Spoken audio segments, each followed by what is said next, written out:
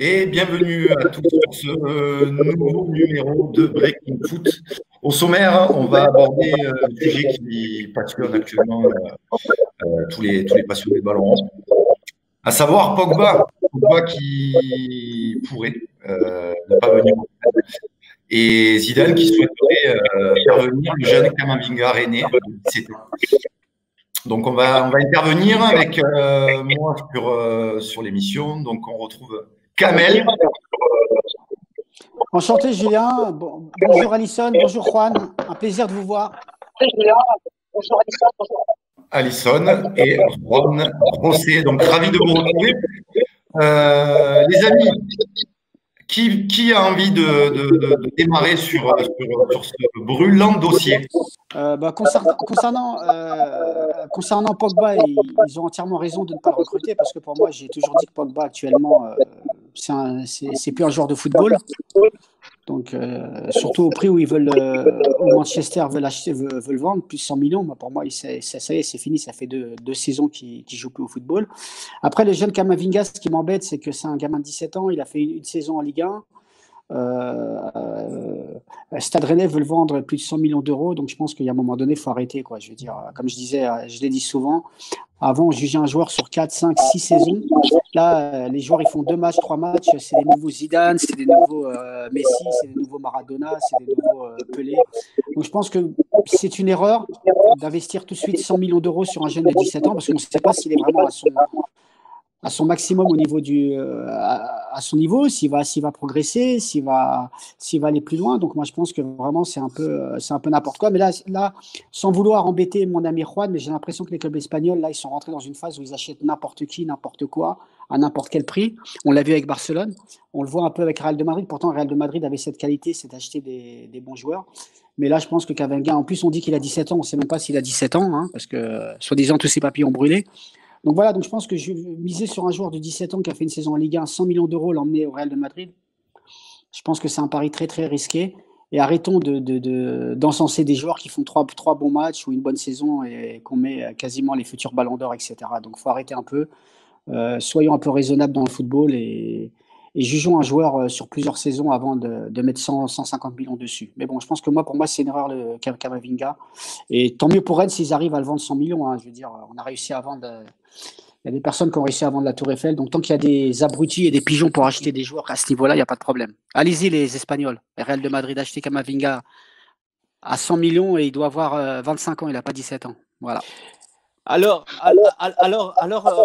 on va revenir quand même au sujet. Je suis d'accord avec Kamel sur certains aspects. Forcément, je pense que le ton de Pogba est peut-être révolu au Real Madrid, d'autant plus que cette saison, elle est tronquée. On voit ce qui se passe. Il n'y a pas de championnat. Donc, cette saison, elle est perdue. Et donc, faire venir Pogba, effectivement, à 100 et quelques millions d'euros, ça ne vaut pas vraiment la peine. Alors, faire venir Camavinga, pourquoi pas? Mais attention, là, par contre, il faut se mettre dans la peau du Real Madrid et de Zinedine Zidane, qui est en train de construire un projet. Le Real Madrid ne prend pas des joueurs à 100 millions, ni à 80 millions, comme à un moment donné, on parlait du côté de Rennes, même si tout de suite, ils sont allés beaucoup plus loin.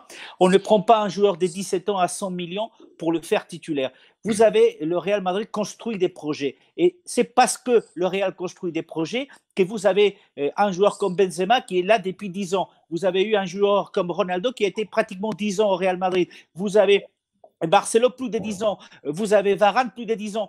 Vous avez Ramos, plus de 10 ans. Vous avez Carvajal, plus de 10 ans dans cette équipe. C'est-à-dire, on construit. Donc, on peut faire venir Camavinga, mais il faudrait que le club et Camavinga soient tout à fait d'accord. C'est-à-dire, tu viens pour apprendre le métier, tu viens pour apprendre à côté des Casemiro, tu auras des opportunités parce que du côté du Real Madrid, on fait tourner le bon de touche et donc tu auras des opportunités. Et c'est pour cela qu'effectivement, il aurait peut-être sa place au Real Madrid, mais pas pour être titulaire comme Haaland le est aujourd'hui, par exemple, du côté de Borussia Dortmund. On lui avait proposé et on lui avait dit bah, tu seras titulaire. Non, au Real Madrid, il n'aura jamais la place des titulaires assurée. Alors, s'il veut se laisser tenter par d'autres projets pour aller chez le PSG, puisqu'ils sont intéressés, voir le Barça qui qui a commencé à s'intéresser à lui ou partir en première ligue, pourquoi pas. Mais si tu vas au Real Madrid, il ne sera pas titulaire, mais il ira apprendre le projet. Il faut savoir que le Real Madrid accompagne les jeunes joueurs. Il faut savoir qu'il aurait un système tout autour de lui avec Zinedine Zidane, avec Mendy, avec Benzema, avec les staffs techniques dont la plupart sont français, qui va vraiment l'accueillir et l'amener. Mais si Camavinga et son entourage pensent qu'il s'agit de faire du cash et être vendu à 100 millions pour avoir une place tout de suite au Real Madrid, c'est raté. Le projet du Real Madrid, c'est un projet à long terme pour accompagner ces jeunes joueurs qui peut beaucoup apporter. Mais pour l'instant, je vois difficilement Camavinga du côté du Real Madrid parce qu'il ne pourra jamais remplacer tout de suite Casemiro, ni même le remplacer de temps en temps. Alisson, est-ce que tu es d'accord avec Juan José ou plutôt avec Kamel? Alors, je suis d'accord avec les deux sur certains points. Camavinga, c'est un projet d'avenir pour le Real Madrid. C'est un jeune joueur. Il a 17 ans, Kamel. Hein. Pour l'instant, on sait officiellement. C'est un joueur pour voilà. À l'avenir, remplacer Casemiro. On a entendu, et tu l'as bien dit, Julien, en introduction, qu'il y a une dépendance de Casemiro. Zidane utilise énormément ce joueur, et c'est l'un des joueurs le plus utilisé depuis le début de la saison. Donc, forcément, un moment, ça va bloquer, ou un moment, s'il se blesse, il faut pouvoir lui amener une doublure, ce qu'il n'y a pas pour l'instant dans l'effectif du Real Madrid. Il n'a pas de doublure effective Casemiro au Real Madrid. Et c'est là où Camavinga rentre en jeu. C'est un joueur certes jeune qui n'a pas beaucoup d'expérience au haut niveau. Hein. Là, il fait une belle saison avec Rennes, mais la saison là forcément est tronquée, hein, comme le disait Juan José. Donc il lui faut de l'expérience. Aller au Real Madrid, c'est ambitieux, mais pourquoi pas. Le Real Madrid, c'est un bon club pour les jeunes qui accompagnent ces jeunes. Juan José l'a très bien souligné. Et c'est un projet d'avenir. Donc pas tout de suite la titularisation. Il va aller au Real pour 100 millions. Ça me paraît un peu gros. Hein. Rennes, au début, a demandé 80 millions et ensuite, ça s'est emballé à 100 millions. Donc, voilà, c'est un pari d'avenir. Dans les années à venir, il pourra peut-être être titulaire au sein d'effectifs du Merengue. Julien, je peux me laisser juste un petit bémol, s'il te plaît, Julien. Moi, moi, je pensais que des clubs comme Real de Madrid, Barcelone, les grands clubs, mettaient 100 millions d'euros sur des joueurs confirmés. Et moi, quand on parle de projet, je suis d'accord avec toi, Alisson, je suis d'accord avec Juan. Moi, quand on parle de projet sur un joueur, un jeune joueur de 17 ans, c'est plus 20, 25 millions, pas plus, parce que tous les autres clubs, que ce soit Dortmund, etc., il y a, même Liverpool, quand ils ont acheté Mané, quand ils ont acheté Salah, c'est pas plus de 30 millions. Là, vous me dites c'est un projet, il n'y a pas de problème, il a 17 ans, vous mettez 25, 30 millions, vous misez sur l'avenir, il n'y a pas de problème. Mais mettre 100 millions sur un gamin de 17 ans et vous me parlez de projet, non, c'est pas un projet, c'est effectif.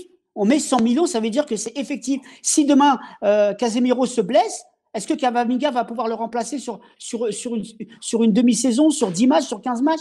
Je ne crois pas. Donc moi, je pensais qu'on mettait 100 millions sur des joueurs d'avenir. J'aimerais…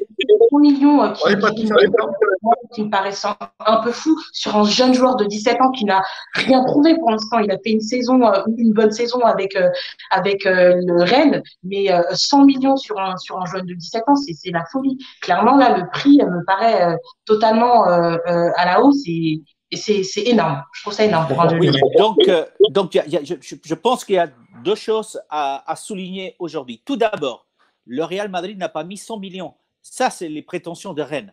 Le Real Madrid n'a jamais payé 100 millions pour des joueurs de 17 ans.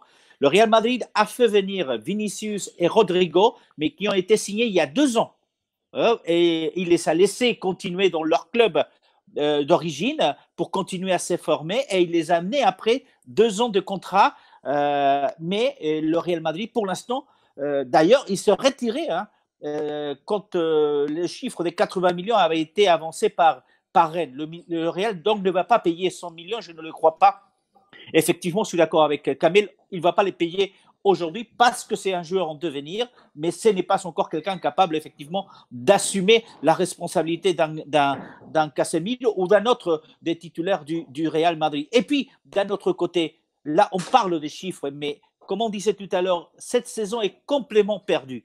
Résultat, on a tous vu les économistes qui commencent à nous dire que les contrats des joueurs vont être revus à la baisse pour la plupart entre 20 et 30%. Donc, on peut demander tout ce qu'on veut aujourd'hui, mais dans 2 mois, dans 3 mois, fin juin, beaucoup des joueurs qui sont en fin de contrat, qui ne leur reste qu'une seule année, vont voir de toute façon automatiquement leur prix marché descendre autour de 30%. Donc, on va se laisser du temps. Pour l'instant, Camavinga, moi, je le verrais bien au Real Madrid. Je ne parle pas de prix. Pour se former encore une fois, pour continuer et grandir. Mais attention, c'est vrai qu'à 100 millions, aujourd'hui, et après ce qui se passe aujourd'hui, personne ne va pouvoir les payer. Même les clubs anglais, qui de toute façon sont brexiteurs, sont déjà partis de l'Union européenne et donc ne vont pas bénéficier des mêmes statuts qu'ils avaient avant. Moi, j'ai juste une question à vous poser à tous les trois. Alisson, je te donne la parole. Je te donne la parole. Juste une question à vous poser à tous les trois.